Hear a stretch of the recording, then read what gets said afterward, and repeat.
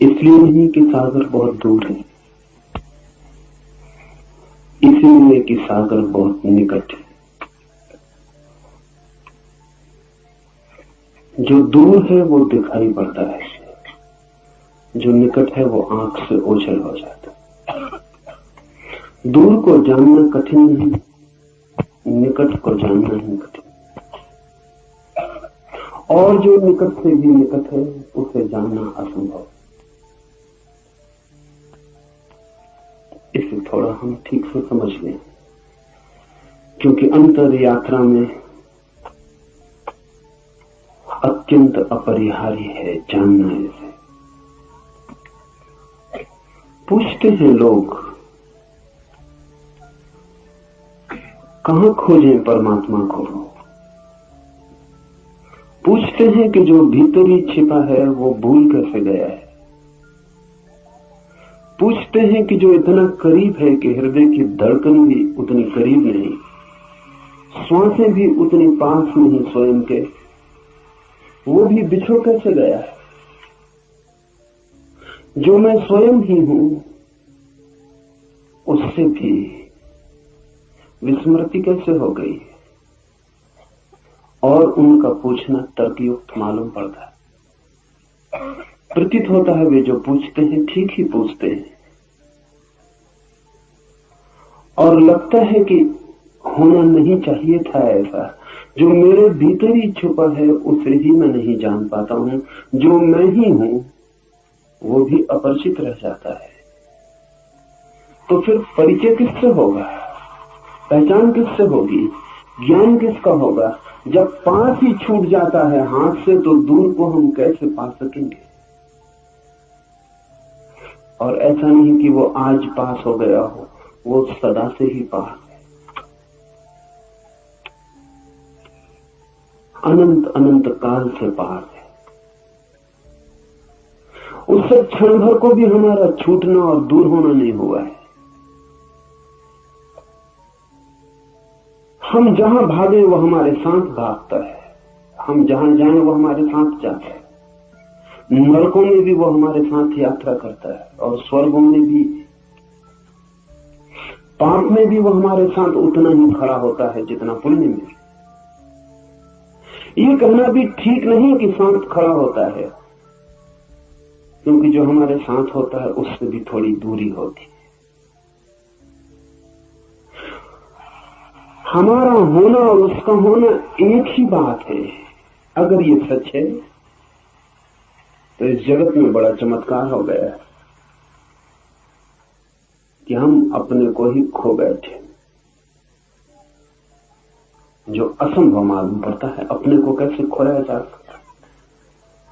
अपनी छाया तक को खोना मुश्किल है, हम अपनी आत्मा को खो बैठे हैं। ये कैसे हो सकता है? और ये हुआ है। उसके होने की घटना कैसे घटती है, वही इस सूत्र का सार है। इस सूत्र में प्रवेश करने के पहले इसके बुनियादी आधार समझ लें।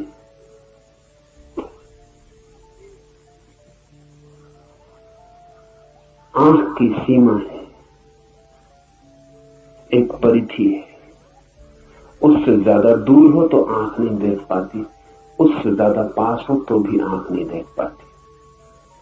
आंख के देखने का एक विस्तार है।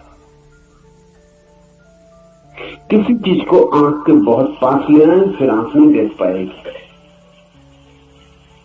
बहुत दूर ले जाए तो भी आंख नहीं देख पाएगी। तो एक क्षेत्र है जहां आंख देखती है, और इस क्षेत्र के उस पार या इस पार आंख अंधी हो जाती।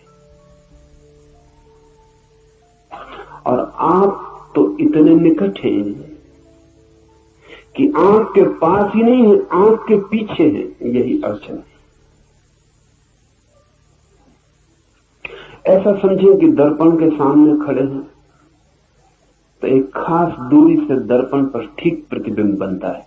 अगर बहुत दूर चले जाएं तो फिर दर्पण पर प्रतिबिंब नहीं बनेगा। बहुत पास आ जाए कि आंख को दर्पण से ही लगा ले तो प्रतिबिंब दिखाई नहीं पड़ेगा।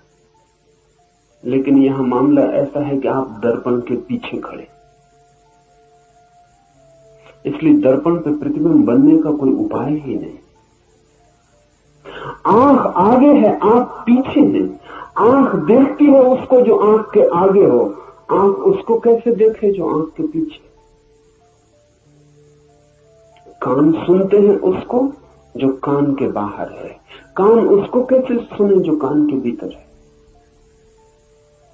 आंख बाहर खुलती है, कान भी बाहर खुलते हैं। मैं आपको छू सकता हूं, अपने को कैसे छू?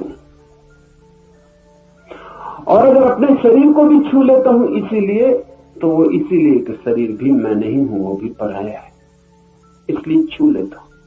लेकिन जो मैं हूं, जो छू रहा है, उसे कैसे छू? उसे किससे छू?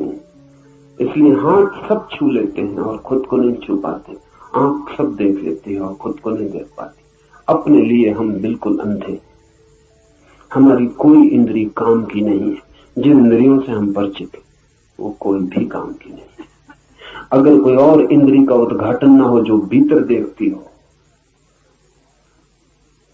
अगर कोई और आंख न खुल जाए जो भीतर देखती हो, जो पीछे देखती हो, जो उल्टा देखती हो, कोई कान न खुल जाए जिस पर भीतर की ध्वनि तरंगें भी प्रभाव लाती हो, तब तक हम स्वयं को देख और जान और सुन न पाएंगे।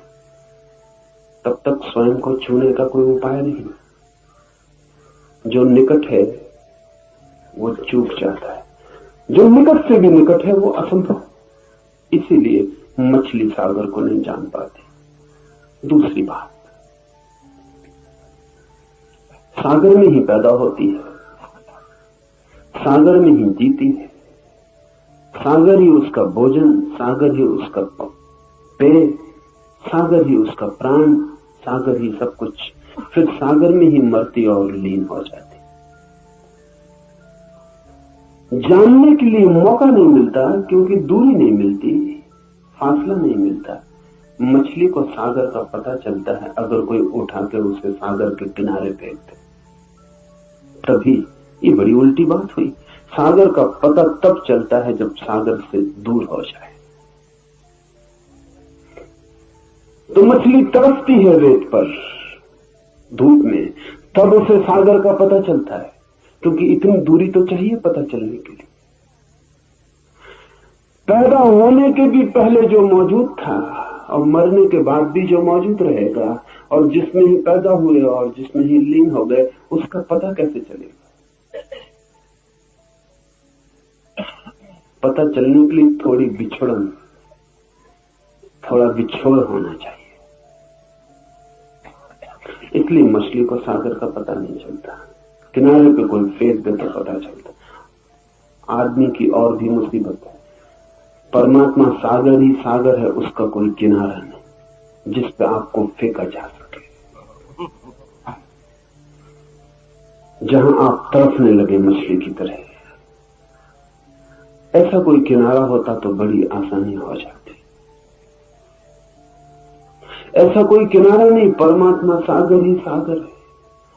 इसीलिए तो जो परमात्मा में किनारा खोजते हैं वो उसे कभी नहीं खोज पाते। जो परमात्मा की मझधार में डूबने को राजी हैं, उनको ही उसका किनारा मिलता है।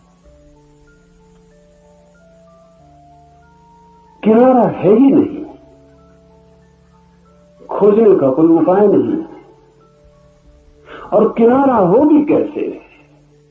सब चीजों का किनारा हो सकता है, समस्त का किनारा नहीं हो सकता, क्योंकि किनारा बनता है किसी और चीज से। नदी का किनारा बनता है, सागर का किनारा बनता है किसी और चीज से। परमात्मा के अतिरिक्त कुछ और नहीं है जिससे किनारा बन सके। परमात्मा का अर्थ ही इतना है कि जिसके अतिरिक्त और कुछ नहीं है। परमात्मा का मतलब कोई आकाश में बैठे हुए किसी व्यक्ति का नहीं है जो जगत को चला रहा हो। ये तो बच्चों की कहानियां हैं।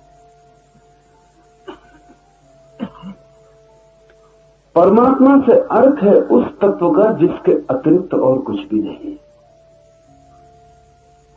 ये उसकी वैज्ञानिक परिभाषा हुई।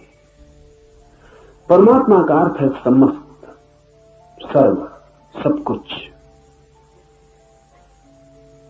जो भी है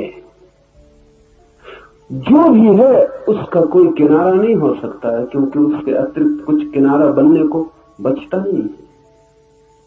इसलिए परमात्मा मझधार है, वहां कोई किनारा नहीं।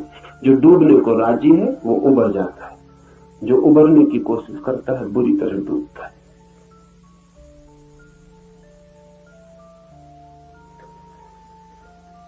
कोई किनारा हो तो पता भी चल जाए, इसीलिए हमें पता नहीं चला है। उसी में हम हैं जिसे